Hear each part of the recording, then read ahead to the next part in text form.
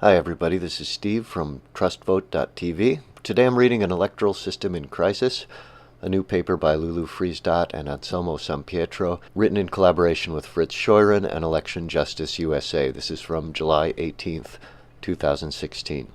Having confidence in our elections is central to our faith in our government and all of the decisions that we make collectively as a nation. But are the candidates who win the ones we actually vote for? A large and growing body of research provides convincing evidence that U.S. electronic voting equipment in many areas throughout the country is not counting the votes accurately.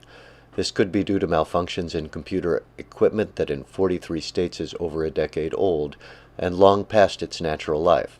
However, in many cases, the evidence strongly suggests that fraud is the likely explanation. These problems have been occurring since at least 2004, and are certainly present in the current 2016 presidential primaries. The documentation consists of statistical graphs analyzing data from 5 presidential cycles, as well as off-year races from across the country. The data illustrates that there are unusually large discrepancies between small precinct and large precinct election returns, and noticeable differences between hand-counted and machine-counted precinct results. Even in isolation, the data give cause for concern.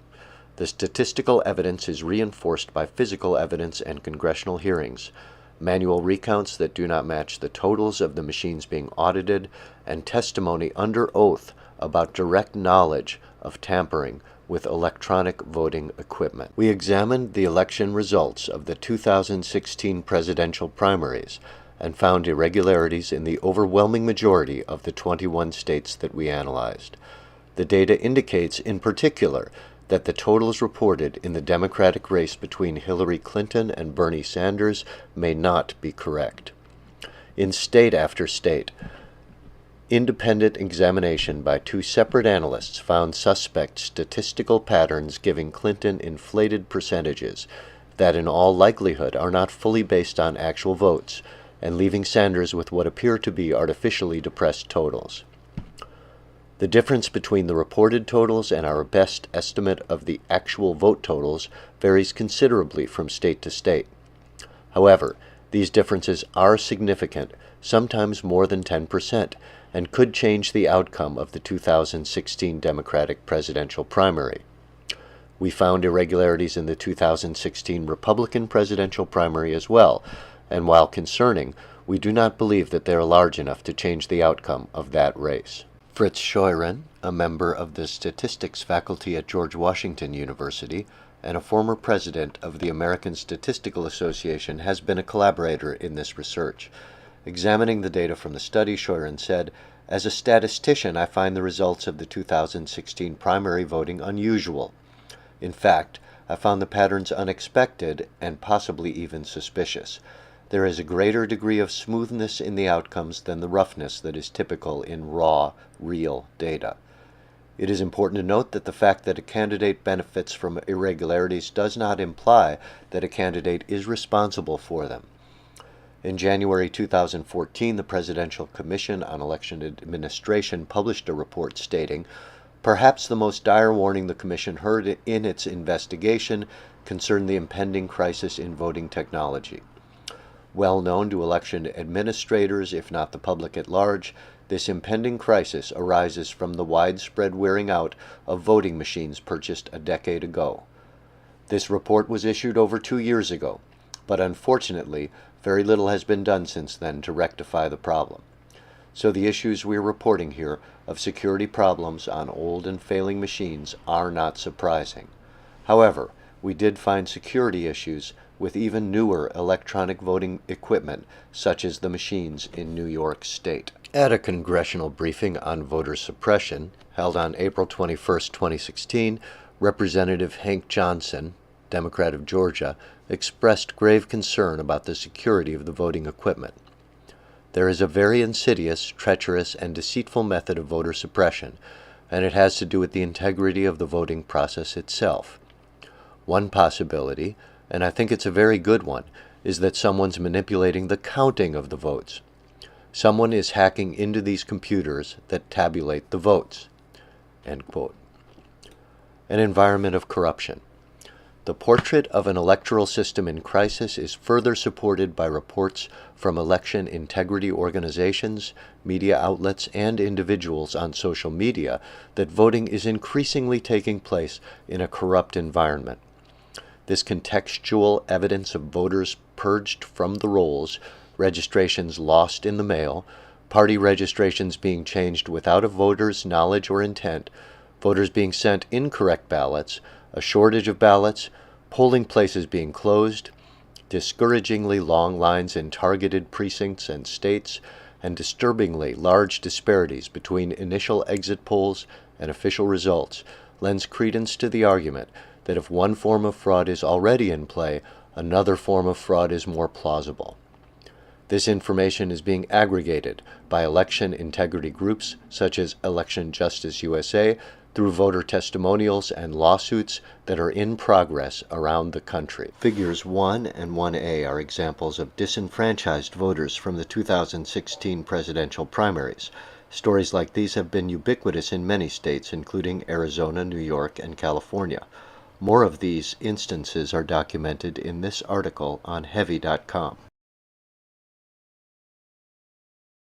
How would we know if the voting machines were not counting the votes correctly? The best way to check would be to count the ballots by hand or examine any paper or electronic trail available in a thorough and public audit. This is not happening. According to a database compiled by Citizens for Election Integrity, only 12 states require a post-election audit of every contest and ballot issue voted on the ballot. Even that estimate is generous. For example, New York is listed as one of those 12 states, but in 2015, its post-election audit law was changed from requiring a 3% hand count audit to simply running those ballots through the machine again. Alan Goldston, a New York election law consultant, said, "This is not a recount at all." So the short answer to this question is, we wouldn't know if the totals were wrong. Or would we? Would there be other indications that the machine count is not accurate? Evidence. If voting machine results were inaccurate on a regular basis, there would be some evidence of it. One indicator would be that votes counted by machines would give different results than votes counted by hand. In fact, this is now being seen in elections all over the country. In the 2016 Democratic primary in Kings County, New York, which is Brooklyn, a group of affidavit ballots were hand counted by a group of volunteers.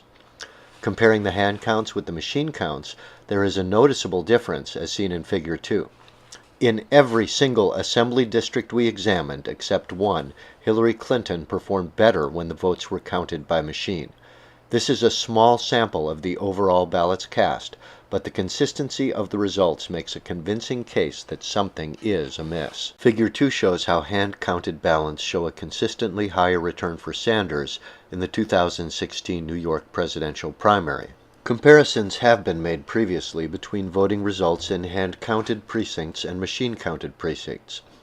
While there have been discrepancies, they have been passed off as the result of demographics. This is a reasonable concern since it is possible that voters of a particular political perspective could tend to choose a particular type of voting equipment.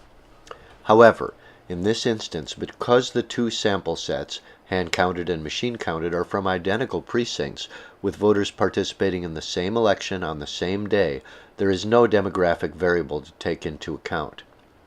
These affidavit ballots are from voters who were not able to vote by regular ballot. In the New York 2016 primary, over 120,000 voters were purged from the rolls in Brooklyn alone. And a large number of voters also had their voter registration changed without their knowledge or intent.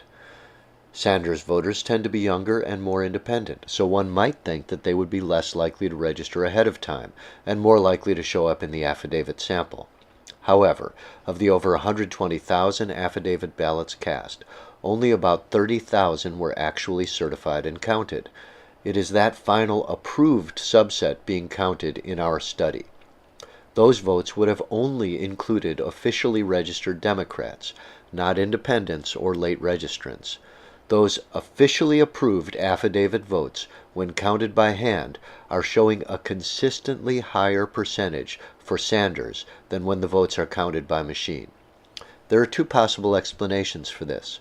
One is that the machines are counting the votes differently. The other is that the voters who were forced to use affidavit ballots were targeted Sanders voters. Possibly, both of these factors are at work. Either way, the data indicates the footprint of manipulation in the election and calls into question the validity of the reported results.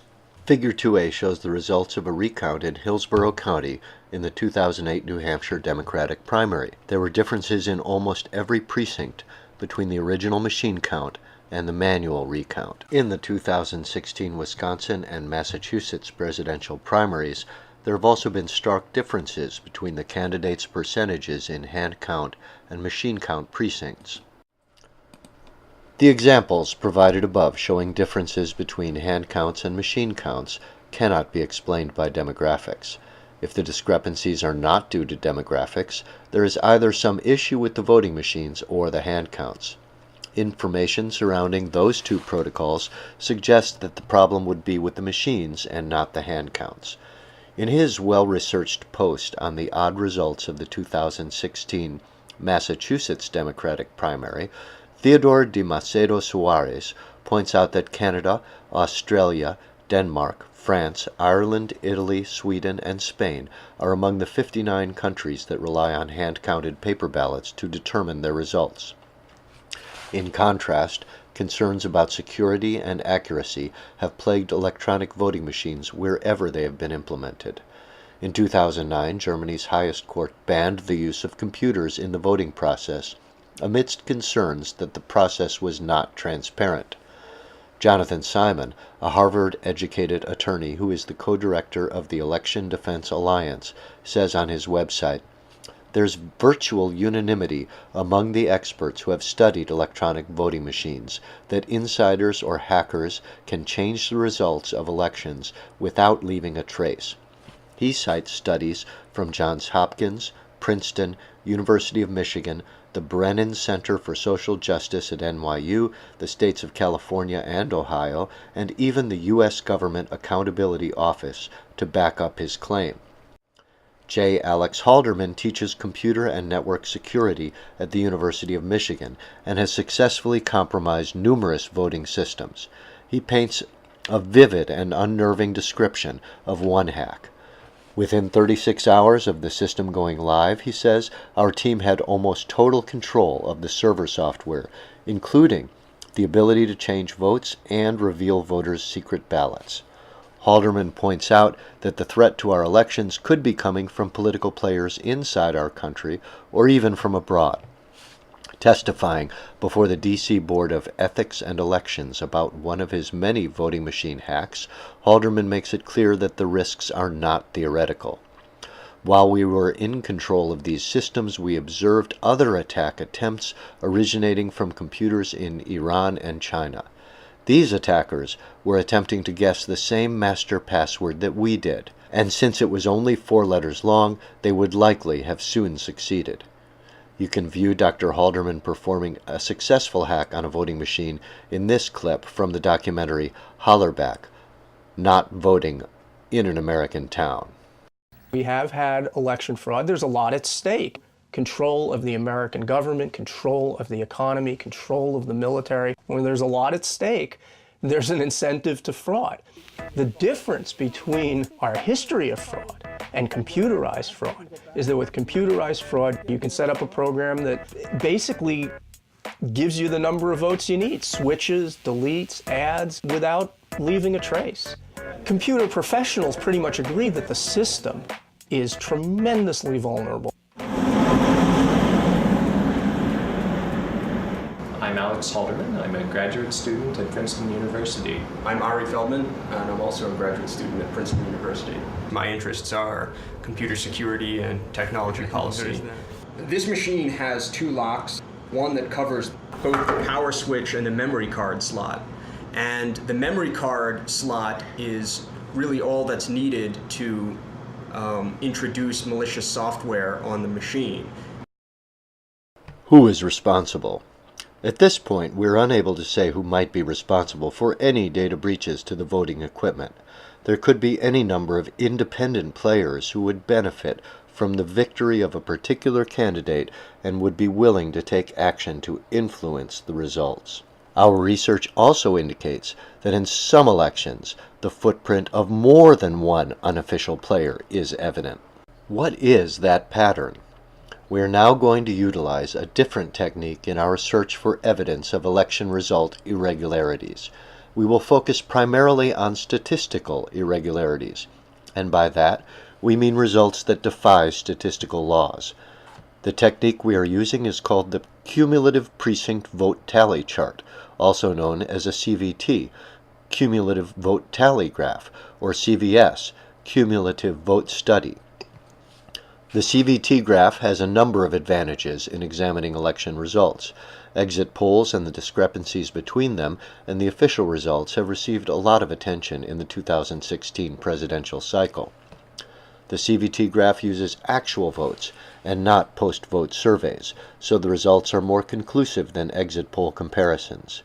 Secondly, although it is based on solid statistical protocols, it does not require statistical training to understand, and is therefore suited to helping both the statistical and non-statistical community fully grasp the large distance between the vote totals currently being reported and the statistical norm.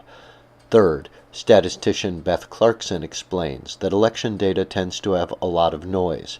She likes the CVT analysis because it allows you to see a trend that is difficult to spot in a noisy data set. The technique is based on the law of large numbers, see Figure 3. Investopedia provides a straightforward explanation, a principle of probability and statistics which states that as a sample size grows, its mean will get closer and closer to the average of the whole population. Interpreting this law for elections, the sample size is the number of votes and the mean is the candidate's percentage. In practice, what happens is that the larger a sample of votes that you collect, the closer you should get to the candidate's average percentage of support in that locale. This is easy to see in action. If you and your friends support a candidate, it does not mean the candidate has that level of support overall. But a broader sample of voters in your community will generate a more accurate picture of the candidate's actual level of support. This is the basic concept behind all polling, and this is the principle that is the foundation for the CVT graphs. Using CVT graphs to demonstrate irregularities in election results has been controversial.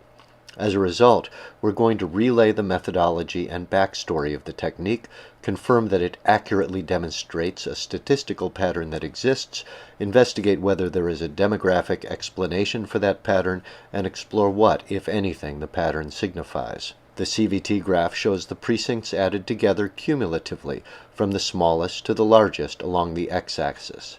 On the y-axis, it shows the two candidates' percentages. In these instances, from 2000 and 2004, the CVT graph resembles the graph illustrating the law of large numbers.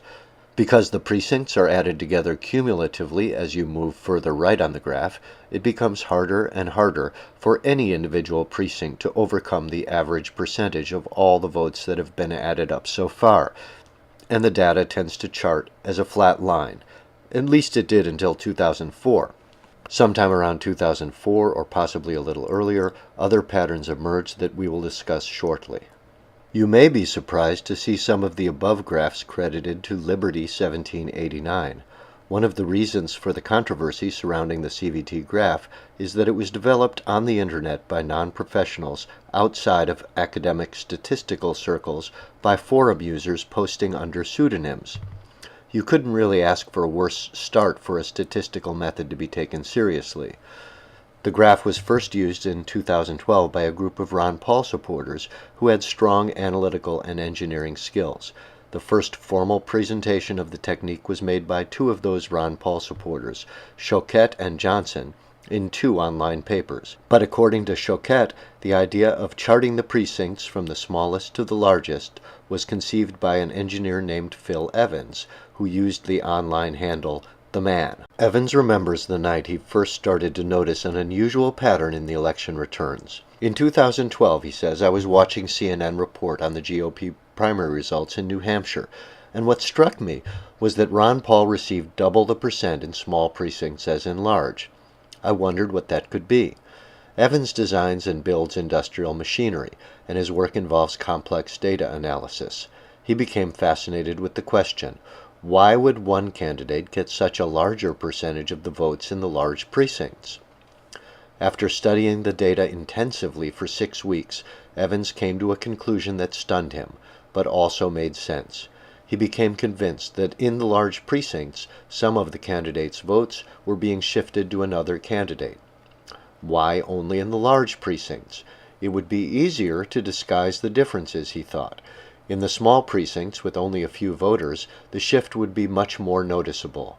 There were at least 2 ways it could be done: through software in the machines, or through the software used when the totals were centrally tabulated.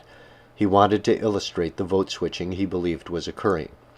He says, 6 weeks later, I had figured out a method for expressing this using Excel and released a paper that is still online today.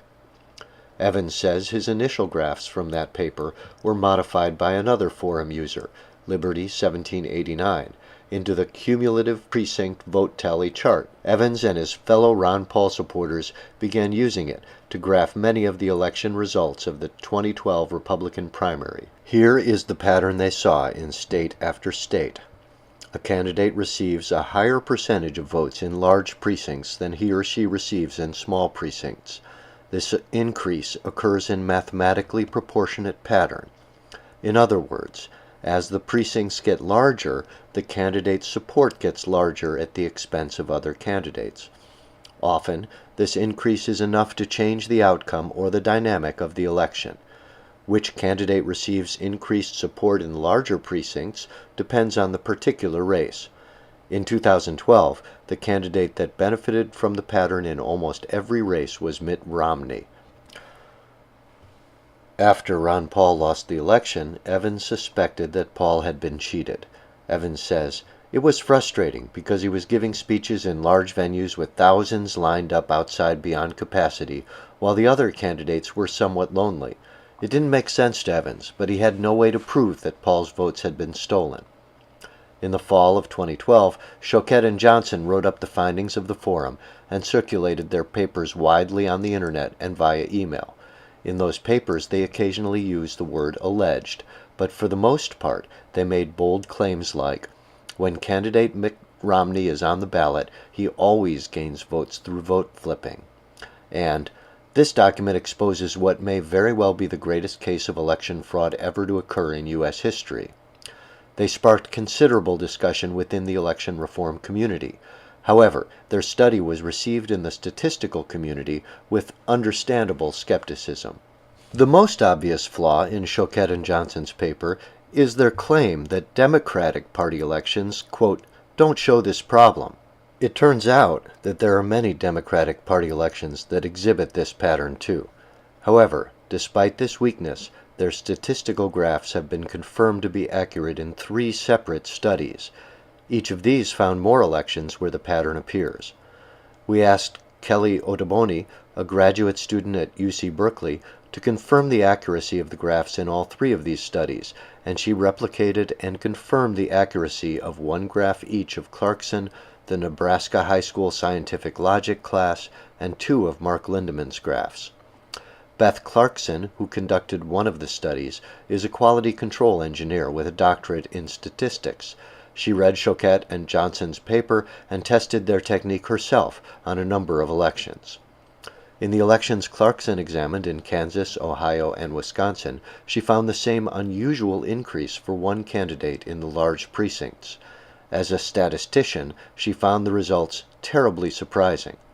Clarkson published an article in the statistical journal Significance, affirming both of the study's analysis and conclusions, saying, "The data I've analyzed supports their hypothesis that we have a serious, pervasive, and systematic problem with electronic voting machines." She is currently suing Kansas election officials for permission to audit the paper trail of one of the elections she analyzed in order to compare the machine's paper records with the recorded results. So far, her audit has not been permitted, and she remains concerned. If fraud were occurring, she says, these are the kind of patterns we would expect to see. Clarkson discovered that the statistical patterns and a candidate's percentage of the vote share vary between different models of electronic voting equipment. She also found that there were statistical irregularities favoring more than one candidate, leading her to surmise, the manipulation is not limited to a single powerful operator. My assessment is that the data reveals multiple, as in at least two, agents working independently to successfully alter voting results. Here in Figure 6, the ES&S DS200 vote scanner shows an irregular statistical pattern that favors Romney, red dots, but the ES&S DS100 and the HART eScan show an irregular pattern that favors Obama, which is the blue lines. Clarkson is graphing the percentages as they impact the Republican vote, so when a line is going up, it is favoring the Republican, Romney, and when a line is coming down, it is favoring the Democrat, Obama. Kelly Ottoboni of UC Berkeley replicated Clarkson's research and confirmed its accuracy, as you can see here in Figure 6a. There are some DREs, or direct recording electronic voting machines, in this election demonstrating a normal or relatively flat statistical pattern, but it would be ill-advised to conclude that those machines are secure. Based on conversations with security experts like Matt Bishop at UC Davis and Halderman at the University of Michigan, it is almost always possible to breach the security of these machines. After hacking the Washington, D.C. Internet voting pilot program, Halderman said, "If this particular problem had not existed, I'm confident that we would have found another way to attack the system."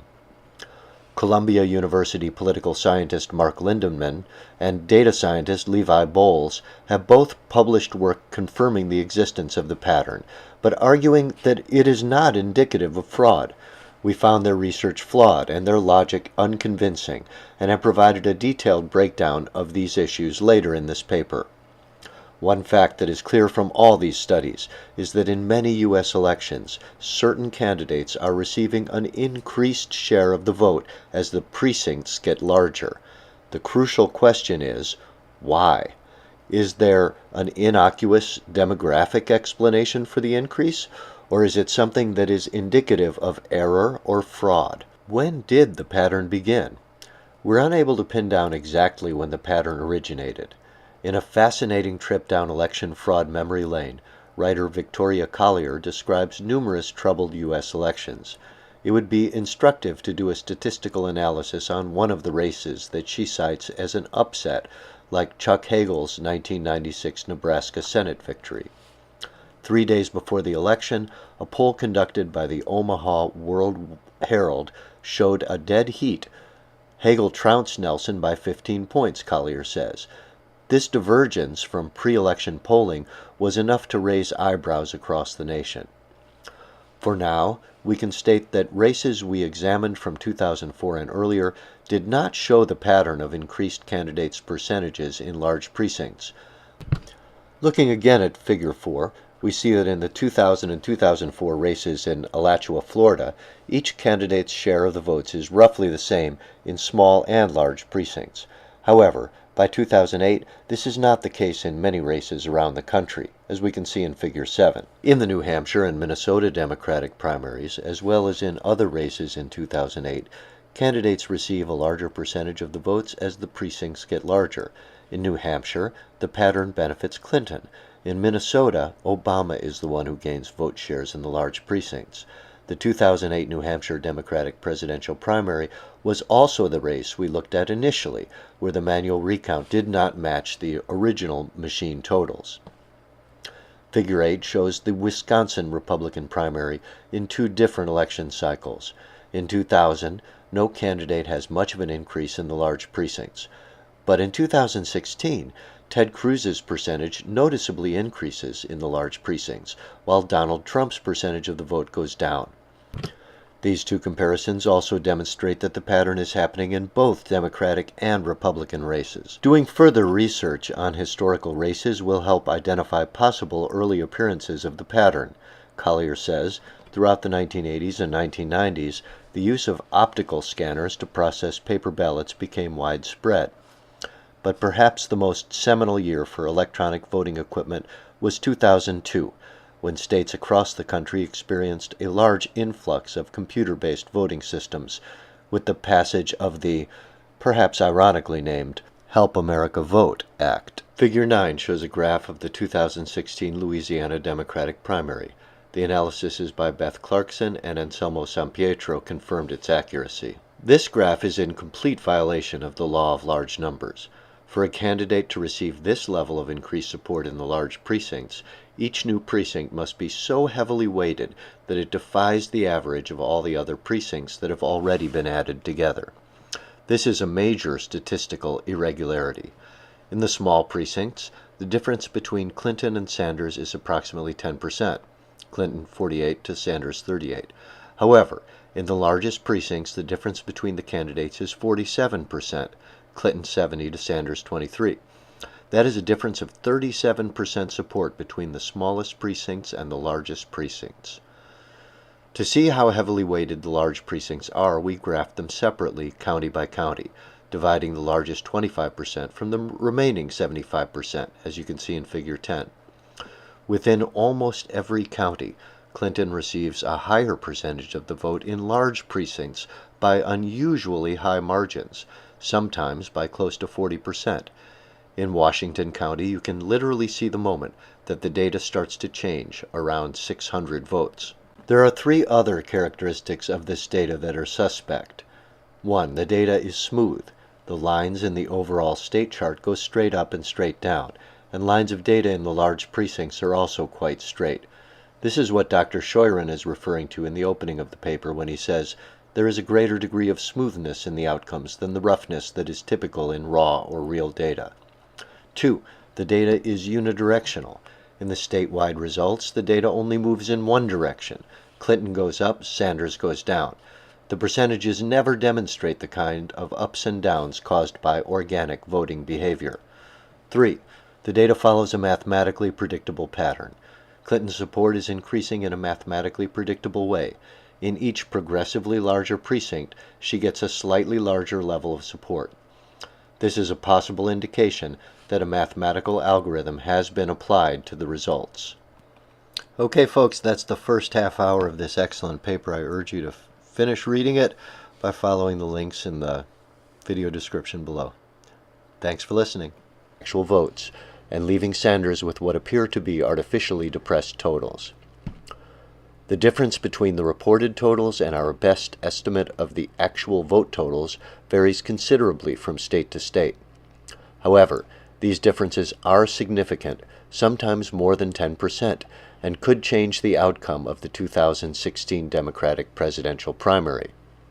We found irregularities in the 2016 Republican presidential primary as well, and while concerning, we do not believe that they are large enough to change the outcome of that race. Fritz Scheuren, a member of the statistics faculty at George Washington University and a former president of the American Statistical Association, has been a collaborator in this research. Examining the data from the study, Scheuren said, "As a statistician, I find the results of the 2016 primary voting unusual. In fact, I found the patterns unexpected and possibly even suspicious. There is a greater degree of smoothness in the outcomes than the roughness that is typical in raw, real data. It is important to note that the fact that a candidate benefits from irregularities does not imply that a candidate is responsible for analyzing data from 5 presidential cycles, as well as off-year races from across the country. The data illustrates that there are unusually large discrepancies between small precinct and large precinct election returns, and noticeable differences between hand-counted and machine-counted precinct results. Even in isolation, the data give cause for concern. The statistical evidence is reinforced by physical evidence and congressional hearings, manual recounts that do not match the totals of the machines being audited, and testimony under oath about direct knowledge of tampering with electronic voting equipment. We examined the election results of the 2016 presidential primaries and found irregularities in the overwhelming majority of the 21 states that we analyzed. The data indicates, in particular, that the totals reported in the Democratic race between Hillary Clinton and Bernie Sanders may not be correct. In state after state, independent examination by 2 separate analysts found suspect statistical patterns giving Clinton inflated percentages that in all likelihood are not fully based on actual for them. In January 2014, the Presidential Commission on Election Administration published a report stating, "Perhaps the most dire warning the Commission heard in its investigation concerned the impending crisis in voting technology. Well known to election administrators, if not the public at large, this impending crisis arises from the widespread wearing out of voting machines purchased a decade ago." This report was issued over 2 years ago, but unfortunately, very little has been done since then to rectify the problem. So the issues we're reporting here of security problems on old and failing machines are not surprising. However, we did find security issues with even newer electronic voting equipment, such as the machines in New York State. At a congressional briefing on voter suppression held on April 21, 2016, Representative Hank Johnson, Democrat of Georgia, expressed grave concern about the security of the voting equipment. There is a very insidious, treacherous, and deceitful method of voter suppression, and it has to do with the integrity of the voting process itself. One possibility, and I think it's a very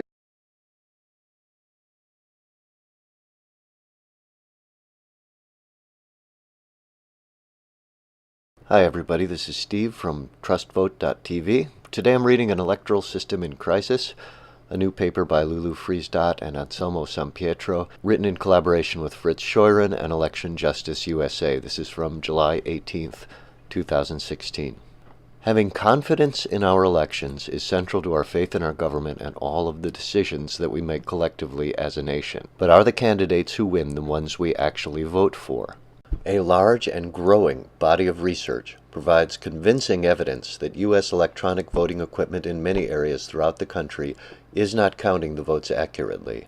This could be due to malfunctions in computer equipment that in 43 states is over a decade old and long past its natural life.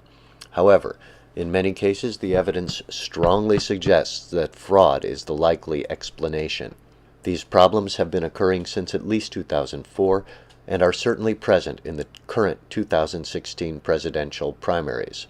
The documentation consists of statistical graphs, and a good one is that someone's manipulating the counting of the votes. Someone is hacking into these computers that tabulate the votes. End quote. An environment of corruption. The portrait of an electoral system in crisis is further supported by reports from election integrity organizations, media outlets, and individuals on social media that voting is increasingly taking place in a corrupt environment.